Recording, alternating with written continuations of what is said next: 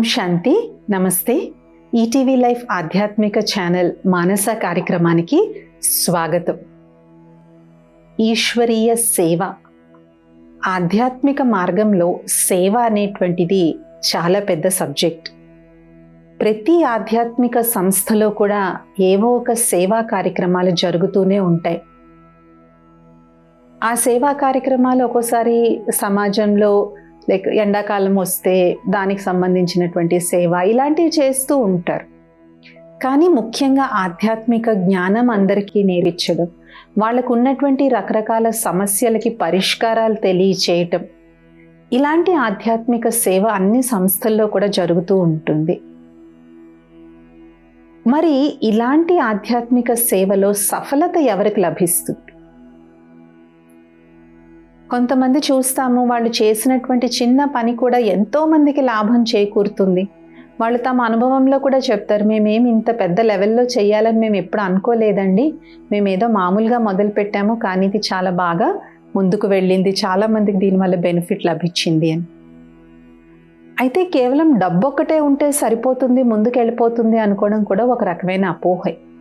ఖచ్చితంగా డబ్బు ఉన్నట్లయితే మనం పెద్ద లెవెల్లో మనం చేయొచ్చు, కానీ దాని అంత మాత్రాన దాంట్లో సక్సెస్ వస్తుందని మనం అనుకోలేం. ఆధ్యాత్మిక సేవలో సక్సెస్ అంటే ఏంటి? ఎవరైతే ఆ సేవ వల్ల లాభం పొందిన లబ్ధిదారులు ఉన్నారో వారికి జీవితంలో సుఖం, సంతోషం, శాంతి, ప్రేమ వంటి ఇలాంటి విలువల యొక్క అనుభూతి వాళ్ళకి కలగాలి. పరమాత్ముడి యొక్క సాన్నిహిత్యం యొక్క అనుభూతి వాళ్ళకి కలగాలి. వాళ్ళు రకరకాల కష్టాలు వాళ్ళకు వచ్చినప్పుడు దాంట్లో నిలబడగలిగేటువంటి ధైర్యం, ఆత్మస్థైర్యం వాళ్ళకి కలగాలి. అప్పుడే మనం చేసినటువంటి సేవ వల్ల ఉపయోగం ఉంది అనుకోవచ్చు. లేదంటే అదంతా ఒక పెద్ద అడ్వర్టైజ్మెంట్ అయిపోతుంది అంతే. చూడండి, మనం అన్నదానం, వస్త్రదానం చేస్తాం, చాలా మంచివే, కానీ దాని యొక్క తృప్తి తాత్కాలికంగా ఉంటుంది. మళ్ళీ రెండో పూటకి ఒక 4-5 గంటలకి మళ్ళీ ఆకలి వేసేస్తుంది. కానీ మనం ఆధ్యాత్మిక మార్గంలో ఇచ్చేటువంటి జ్ఞానదానము, యోగదానం ఏదైతే ఉందో ఇది వారికి శాశ్వతంగా పనికొస్తుంది. ఒకసారి ఒక వ్యక్తి బ్రహ్మకుమారి సంస్థకు రావడం జరిగింది. అక్కడ కూర్చున్నటువంటి పెద్ద సిస్టర్ దగ్గరికి వచ్చి, అమ్మ మీకు నేను గుర్తులేను, కానీ వాళ్ళు నేను బతికుండడానికి కారణం మీరే అని అన్నాడు. అదెలా బాబు అంటే, ఒకప్పుడు నాకు ఉద్యోగం లేక, ఇంట్లో ఆర్థిక పరిస్థితులు ఏవీ సరిగ్గా లేక సముద్రంలోకి దూకేద్దామని నేను వెళ్ళిపోతూ ఉన్నాను. ఇంకా నేను దూకేయడానికి వెళ్ళిపోతున్నప్పుడు నాకు మీ బోర్డు కనిపించింది, జీవితంలో సుఖశాంతుల కోసం రాజయోగం ఇక్కడ నేర్పబడును అని. సరే, లాస్ట్ అటెంప్ట్గా వద్దాము అని చెప్పినప్పుడు అప్పుడు నేను మిమ్మల్ని కలిశాను. మిమ్మల్ని కలిసి మీరు నాకు అప్పుడు ఆత్మజ్ఞానం, పరమాత్మ జ్ఞానం ఇచ్చారు. మీరు నాకు ఒకటే మాట చెప్పారు, నువ్వు ఇవాళ చనిపోతే చనిపోయేది నీ శరీరమే, నీ ఆత్మను నువ్వు చంపలేవు, అది ఇంకో జన్మ తీసుకుని ఈ జన్మ తాలూకు అప్పు కూడా అది అప్పుడు తీర్చుకోవాల్సి వస్తుంది, అప్పుడు నువ్వు ఇంకా ఎక్కువ కష్టాలు పడతావు. కాబట్టి పరమాత్ముని యొక్క తోడుతో నువ్వు ముందుకెళ్తే నీకు సక్సెస్ లభిస్తుందని మీరు నాకు చెప్పారు. నేను ఆత్మహత్య ప్రయత్నం విరమించుకుని మా ఇంటికి వెళ్ళిపోయి చిన్న ఉద్యోగంలో జాయిన్ అయ్యి అందులో నేను పైకి వచ్చి మ్యారేజ్ అయినాక ఇప్పుడు పిల్లలు కూడా ఉన్నారు. మరి ఇన్నాళ్ల తర్వాత ఇలా వస్తే మీ సంస్థ ఇంకా ఇక్కడ ఉండడం చూసి నాకు సంతోషం వేసి మిమ్మల్ని కలవడానికి వచ్చాను అని. ఎందుకు ఈ ఉదాహరణ ఇవ్వడం జరుగుతుందంటే, దట్ ఈజ్ రియల్ సర్వీస్. కానీ ఆ ఒక్క వ్యక్తి తాలూకా జీవితం కాపాడడం వల్ల అతని తల్లి, తండ్రి, సోదర సోదరీలు, భార్య, పిల్లలు, ఇంతమంది ఆ వ్యక్తి మీద ఆధారపడి ఉన్నారు. వాళ్ళందరికీ కూడా ఆయన తన యొక్క జీవితంతో వాళ్ళని కూడా ఆనందింపచేస్తూ ఉన్నారు. ఆయనే వెళ్ళిపోతే వాళ్ళందరూ ఏమవుతారు? భలే బతుకుతారు, బతకరని కాదు, కానీ ఆ లోటు అయితే లోటు ఉంటుంది. కాబట్టి ఈశ్వరీయ సేవ, ఆధ్యాత్మిక సేవ అనేటువంటిది కేవలం పేపర్లో ఫోటోలు రావడము, సోషల్ మీడియాలో ఫోటో రావడం కాదు. ఇది చాలా గుప్తంగా చేసేటువంటి సేవ. కాబట్టి ఇలాంటి ఆధ్యాత్మిక సేవలో ఇలాంటి నిజమైనటువంటి రియల్ వాల్యూ ఉన్న సక్సెస్ రావాలి అంటే దానికి 3 ఆధార స్తంభాలు మనం చెప్పుకోవచ్చు. ప్రకాష్ మణి దాది గారు ఎవరైతే బ్రహ్మకుమారి సంస్థకు 40 సంవత్సరాల పాటు నేతృత్వం వహించారో దాదీజీ ఈ సంస్థకు హెడ్ అయినప్పుడు ఈ సంస్థ కేవలం భారతదేశంలో మాత్రమే ఉండేది. కానీ 40 సంవత్సరాల తర్వాత దాదాపు 100 దేశాల్లో బ్రహ్మకుమారీస్ యొక్క కార్యక్రమాలు నడుస్తూ ఉన్నాయి. 100 దేశాల వాళ్ళు కూడా బ్రహ్మకుమారీస్ హెడ్ క్వార్టర్స్ అయిన మౌంట్ ఆబు రాజస్థాన్కి రావడం జరిగింది. ఎంతోమంది విదేశీ పత్రకారులు ఎందరో దాదీని ఇంటర్వ్యూ చేయడానికని వచ్చారు. మీ సక్సెస్కి సీక్రెట్ ఏంటి అని అడిగారు. అప్పుడు దాదీ చెప్పినటువంటి మొట్టమొదటి గుణమే నిమిత్త భావం. పరమాత్ముని సేవను నేను నిమిత్తంగా అయ్యి చేస్తున్నాను, ఇది నా సేవ కాదు. అలాగే దాదీ గారి ముందు ఎవరైతే ఈ సంస్థకు అధినేత్రి ఉన్నారో జగదాంబ సరస్వతి, మమ్మ కూడా ఈ యొక్క సంస్థను మొత్తం దేశంలోని నలుమూలలకి వ్యాపింప చేయడానికి ఎంతో కృషి చేశారు. అప్పట్లో బ్రహ్మకుమారి సంస్థకి ఎంతో ఎదురు ఉండేది. స్త్రీలు ఆధ్యాత్మిక ప్రసంగం చేయడం అప్పటి సమాజం హర్షించేది కాదు. స్త్రీల మాట మేం వినడమేంటి అని చెప్పేసి వాళ్ళని చిన్న చూపు చూసేవారు. ఇది 1940-50 మాట. కానీ ఆ సమయంలో కూడా జగదాంబ సరస్వతి కాళీ రూపంలో వెళ్ళి దేశంలోని నలుమూలల్లో ఎంతో మందికి ఆధ్యాత్మిక జ్ఞానాన్ని ఇచ్చారు. మా అమ్మని అందరూ కూడా చాలా మెచ్చుకునేవారు. మా అమ్మ మీరు మాట్లాడుతుంటే అచ్చం జ్ఞాన సరస్వతే మాట్లాడుతుందా అనేవారు. కానీ మా అమ్మ అంతా విని ఒకే ఒక్క మాట అనేవారు, ఇది ప్రభు ప్రసాదం. ప్రభు తన యొక్క కార్యాన్ని నాతో చేయించుకుంటున్నారు, ఇది నాది కాదు అని. ఈ ఇద్దరి మహాత్ముల్లో కూడా మనం గమనించినటువంటి గుణమేంటి? నిమిత్త భావం. ప్రతి ఈశ్వరీయ సేవాధారి కూడా నేను ఈశ్వరుడి చేతిలో ఒక పనిముట్టు లాంటి వాడిని, ఒక ఇన్స్ట్రుమెంట్ని. ఆ ఇన్స్ట్రుమెంట్ని ఈశ్వరుడు ఎలా కావాలంటే అలాగ వినియోగించుకుంటాడు. కానీ నేను ఈశ్వరీయ సేవకు నేను కట్టుబడి ఉన్నాను. కొందరు తనువుతో సేవ చేస్తారు, కొందరు వాచాతో సేవ చేస్తారు, కొందరు మనసుతో సేవ చేస్తారు, కొందరు ధనంతో సేవ చేస్తారు, కొందరు బంధుమిత్రులకు సేవ చేస్తారు. ఎవరు ఏ విధంగా ఈశ్వరీయ సేవలో సహయోగం ఇవ్వగలరో వాళ్ళు అలా సహయోగం ఇస్తారు. కానీ ఎవరు ఎలాగ చేసినా కూడా నిమిత్త భావం. రెండవది నిర్మాణ భావం. నిర్మాణ భావం అంటేనే నిరహంకారితనం, నిర్మాణ చిత్తం, ఇలా రకరకాలుగా మనం అభివర్ణించుకోవచ్చు. నిర్మాణ భావం ఉన్నటువంటి వ్యక్తి ఏం గుర్తు చేసుకుంటాడంటే, ఈశ్వరీయ సేవ నా ఒక్కడి వల్ల అయ్యేటువంటి పని కాదు, దీంట్లో ఒక 10 మంది కలిస్తేనే ఈ సేవ సఫలమవుతుంది. భలే నాకు మంచి వాక్చాతుర్యం ఉంది, నేను బాగా జ్ఞానాన్ని నేను చెప్పగలను, కానీ నేను జ్ఞానం చెప్పాలి అంటే దానికి అరేంజ్మెంట్స్ చేసేవాళ్ళు ఉండాలి, హాల్ తీసుకునే వాళ్ళు ఉండాలి, అక్కడ సౌండ్ సిస్టమ్ పెట్టేవాళ్ళు ఉండాలి, నన్ను సమయానికి అక్కడ చేర్చే వాళ్ళు ఉండాలి, ఇంకా శ్రోతలందరినీ పిలిపించుకునేటువంటి వాళ్ళు ఉండాలి. ఇంతమంది కలిస్తే నేను వెళ్ళి అక్కడ 1 గంట క్లాస్ ఇవ్వగలను. మరి వాళ్ళల్లో ఏ ఒక్కళ్ళు లేకపోయినా, ఆ రోజు మైక్ పనిచేయలేదనుకోండి, ఏం చేస్తాం? నన్ను సమయానికి తీసుకెళ్ళవలసినటువంటి వ్యక్తి రాలేదనుకోండి, ఎలా వెళ్తాం? వెళ్తాం, కానీ ఆలస్యంగా వెళ్తాం. కాబట్టి నిర్మాణ చిత్తంగా ఉండి ఎవరైతే ఈశ్వరీయ సేవ చేస్తారో వాళ్ళకి అందరి నుండి ఒక అద్భుతమైన నిధి దొరుకుతుంది. ఏంటా నిధి? ఆశీర్వాదాల యొక్క నిధి. కేవలం ప్రవచనం విన్నవాళ్ళు మాత్రమే కాదు, వాళ్లతో కలిసి ఎవరైతే సేవ చేస్తున్నారో వాళ్ళందరూ కూడా వీళ్ళకి ఆశీర్వాదాలు ఇస్తారు. వీళ్ళు ఎంత గొప్ప వక్త అయినా కూడా వీరిలో ఆ అహంకారం లేదు, నిరహంకారిగా ఉన్నారు అని వాళ్ళ మనస్ఫూర్తిగా మనకి దీవెనలు ఇస్తారు. ఆ దీవెనలే మనకి నిజమైనటువంటి బలం. ఈశ్వరీయ సేవలో ముందుకు వెళ్ళాలంటే కావలసినటువంటి రెక్కలే ఆశీర్వాదాల యొక్క రెక్కలు. చూడండి, కొంతమంది ఆధ్యాత్మిక మార్గంలో చాలా సడన్గా ఒక వెలుగు వెలుగుతారు. ఎక్కడ చూసినా వాళ్లే కనిపిస్తారు, ఎవరి నోట విన్నా వాళ్లే కనిపిస్తారు, తండోపతండాలుగా అక్కడికి వెళ్తారు, కానీ సడన్గా మాయమైపోతారు. ఎందుకు మాయమైపోతారు సడన్గా?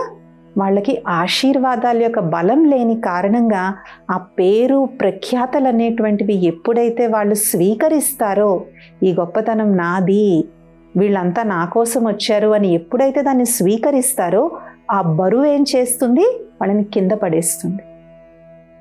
అదే ఆశీర్వాదాల బలం పైకి ఎగరవేస్తుంది, అహంకారం యొక్క బరువు కిందకు పడేస్తుంది.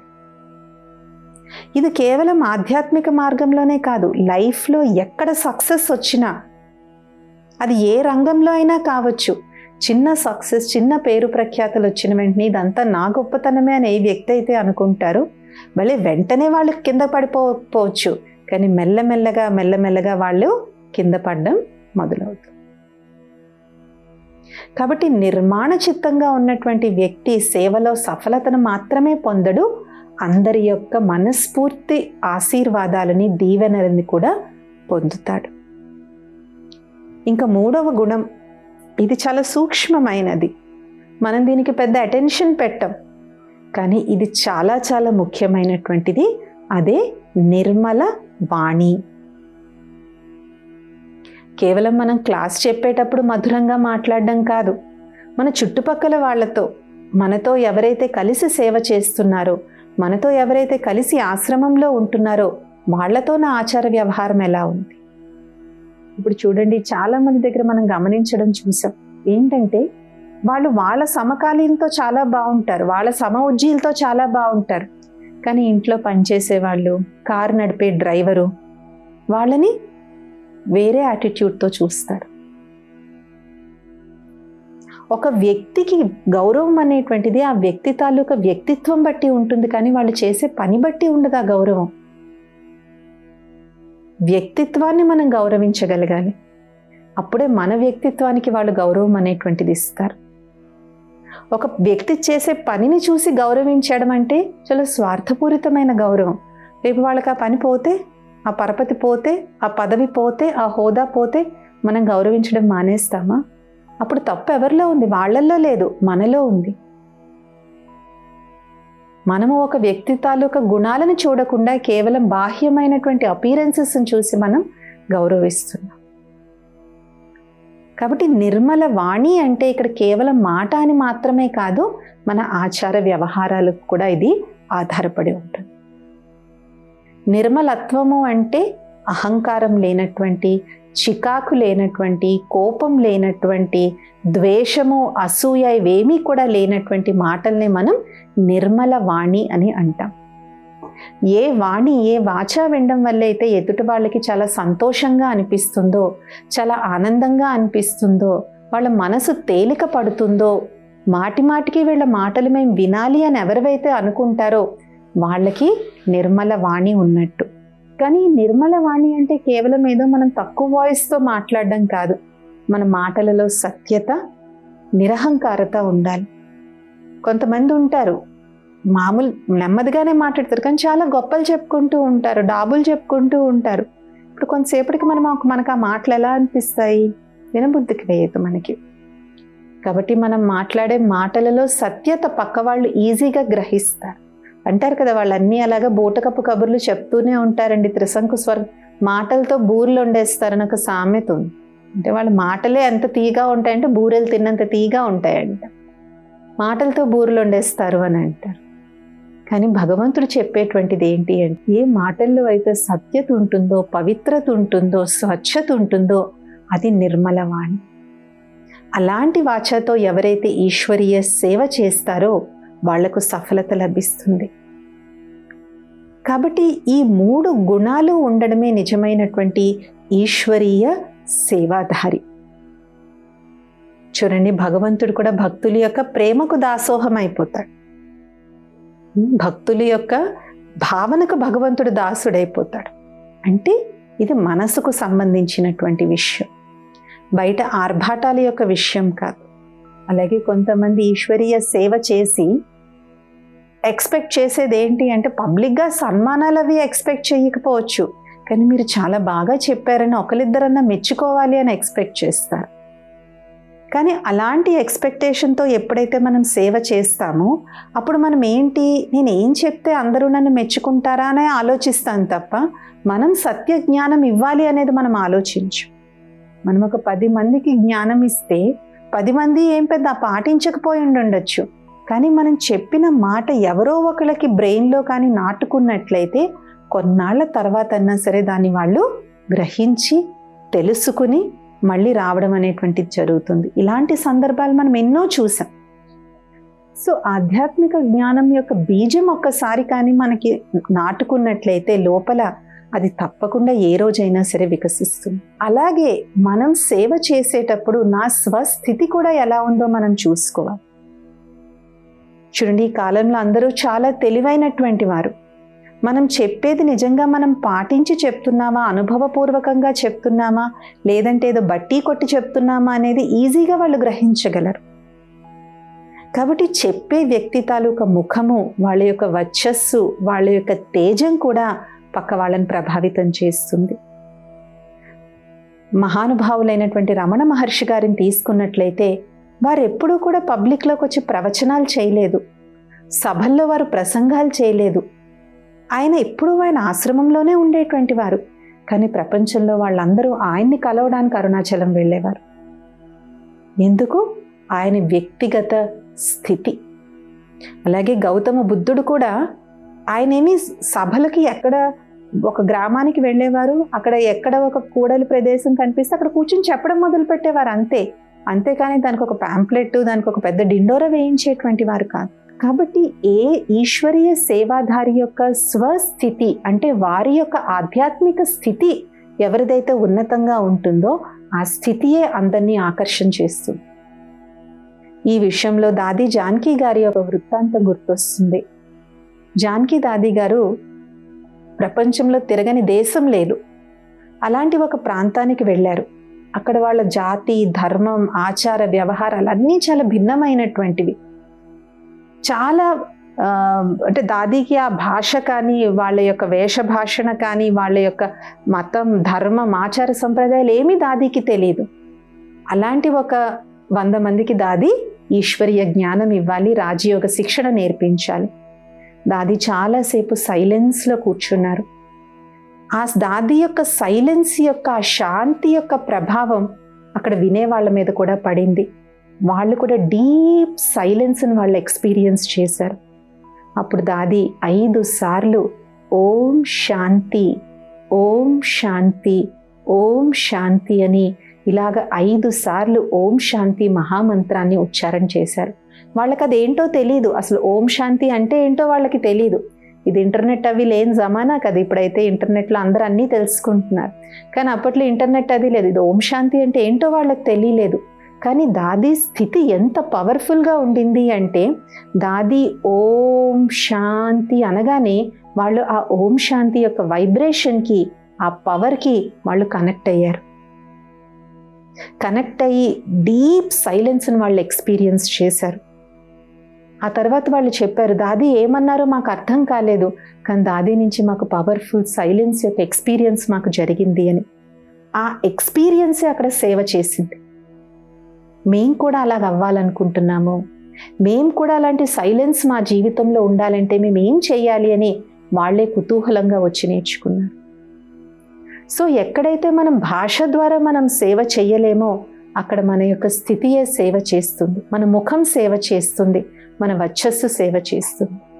మనకి పరమాత్మునితో లింక్ కరెక్ట్గా మనం మెయింటైన్ చేసి మన యొక్క రాజయోగ సాధన, మన యొక్క ధ్యాన సాధన బాగున్నప్పుడు మనం ఆటోమేటిక్గా భగవంతుడు మనకి ఏం చెప్పాలి, ఏం చెప్పకూడదో మనకి తెలుస్తుంది.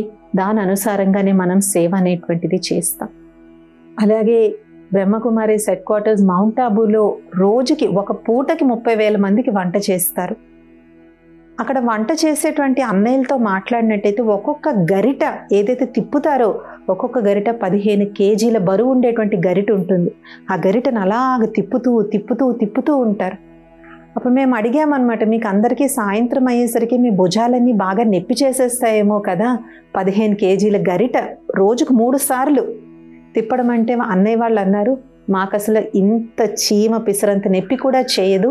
ఎందుకంటే మేమందరము కూడా ఏమనుకుంటాం, ఈ గరిట మేము తిప్పటం లేదు, భగవంతుడు మాకు శక్తి ఇచ్చి భగవంతుడి యొక్క శక్తితో మేము ఇక్కడ వంట చేస్తున్నాము. భగవంతుడిని తోడు పెట్టుకుని మేము ఇక్కడ వంట చేస్తాం కాబట్టి మాకు 30,000 మందికి వండాలి, ఒక్కొక్కసారి 45,000 మందికి కూడా వండాల్సి వస్తుంది. కానీ టైంకి అన్నీ జరిగిపోతాయి. అది నిజమైన సేవ. మరి వాళ్ళందరి ఆశీర్వాదాలు వీళ్ళకి లభిస్తాయా, లభించవు. అలాగే శుభ్రం చేసేవాళ్ళు, క్లీనింగ్ చేసేటువంటి వాళ్ళు ఉంటారు. ఏ క్షణంలో వెళ్ళినా చాలా క్లీన్గా కనిపిస్తుంది. ఎవరు చేస్తున్నారు అంత క్లెన్లీనెస్? ఆ క్లెన్లీనెస్ ఇస్ గాడ్లీనెస్ అంటారు. ఆ స్వచ్ఛతను చూసే చాలామంది ఆధ్యాత్మికతకు అట్రాక్ట్ అవుతారు. అబ్బా, ఇంతమంది ఉన్నా ఇక్కడ ఇంత క్లీన్గా ఉంది, ఒక దుర్వాసన దుర్గంధం లేదే అని వాళ్ళు అనుకుంటూ ఉంటారు. కాబట్టి ఈ విధంగా ఈశ్వరీయ సేవకు రకరకాల రూపాలు ఉన్నాయి, రకరకాల మార్గాలు ఉన్నాయి, రకరకాల పద్ధతులు ఉన్నాయి. మన యొక్క ఆధ్యాత్మిక విలువలు, ఆధ్యాత్మిక గుణాలు, ఆధ్యాత్మిక శక్తులు, నిమిత్తం, నిర్మాణం, నిర్మల వాణి, స్వస్థితి. అయితే ఈ 4 కూడా ఒకదానికొకటి జంటగా ఉంటాయి. దీని తర్వాత ఇది, దీని తర్వాత ఇది అని ఉండదు. ఇవాల్టి నుంచి నేను నా మాటల్ని చాలా చాలా సత్యంగా, స్వచ్ఛంగా, మధురంగా, మృదువుగా ఉంచుకుంటాను అనే చిన్న అభ్యాసంతో మనం మొదలు పెట్టచ్చు. అందుకే ఒక్క దివ్య గుణం ఉంటే చాలు, అన్ని దివ్య గుణాలు ఆటోమేటిక్గా ఆ వ్యక్తికి వస్తాయన్నమాట. కాబట్టి ఈ విధంగా ఎవరైతే సేవ చేస్తారో, ఈ విధంగా సేవ చేసినటువంటి వారు, వాళ్ళకు కూడా తెలీదు మా సేవ వల్ల ఇంతమంది ప్రభావితం అవుతున్నారని వాళ్ళకి కూడా తెలీదు. అంటే తెలుసుకునే అవకాశం కూడా చాలాసార్లు ఉండదు. కానీ వాళ్ళ యొక్క గుప్త ఆశీర్వాదాలు వీళ్ళ జీవితంలో పనిచేస్తూ ఉంటాయి. తెలియకుండా వీళ్ళకి అన్నీ సమకూరుతూ ఉంటాయి, సమయానికి అన్నీ అందుతాయి. వీళ్ళ జీవితంలో పెద్ద ఒడిదుడుకులు ఏమీ ఉండవు, చాలా హాయిగా జీవితం సాగిపోతూ ఉంటుంది. ఎలా సాగుతుంది అదంతా? ఇదేమన్నా మాయా? కాదు. వీళ్ళు ఏదైతే సత్యమైనటువంటి హృదయంతో సత్యమైన ఈశ్వరీయ సేవ ఏదైతే చేశారో దాని ఫలితంగా, దాని రిజల్ట్గా ఎందరో మంది తెలిసి తెలియని వాళ్ళు వీళ్ళకి పంపించే ఆశీర్వాదాల బలం ఏదైతే ఉందో ఆ బలంతోనే వీళ్ళ జీవితం చాలా సుజావుగా సాగుతూ ఉంటుంది. పెద్దవాళ్ళు వీళ్ళని చూసి ఇష్టపడతారు, చిన్నవాళ్ళు వీళ్ళలాగా అవ్వాలని కోరుకుంటూ ఉంటారు. కాబట్టి ఈ కాలంలో చాలామంది ఆధ్యాత్మిక సేవ అంటే ఒక చలివేంద్రం తెరిచేయడం, పేదలకు ఒక 10 జతలు బట్టలు పెట్టేయడం, ఏదో అనాథ శరణాలయంకి వెళ్ళి ఒకటి అన్నం పెట్టేశామంటే అయిపోయింది అనుకుంటారు. కానీ ఎప్పుడూ ఒకటి గుర్తుపెట్టుకోవాలి, నేను సేవ చేసుకున్నానా లేదంటే స్వయం యొక్క విజ్ఞాపన చేసుకున్నానా అని. నేను ఇంత గ్రేట్ అని అందరికీ చూపెట్టుకున్నానా లేదంటే నిజమైన సేవా భావన అనేటువంటిది ఉందా అని. కానీ ఏది ఏమైనా సేవలో స్వార్థం అంటూ ఉంటే మాత్రం సఫలత ఖచ్చితంగా మనం అనుకున్నంతగా దొరకదు. ఒక్కోసారి స్థూల స్వార్థం అవ్వచ్చు, ఒక్కోసారి సూక్ష్మమైనది కూడా అవుతుంది. ఇది ఈశ్వరీయ సేవ యొక్క ఆధ్యాత్మిక అంతర్గతము. వచ్చే మానసాలు ఇంకొన్ని విషయాలు తెలుసుకుందాం. ఓం శాంతి. నమస్తే.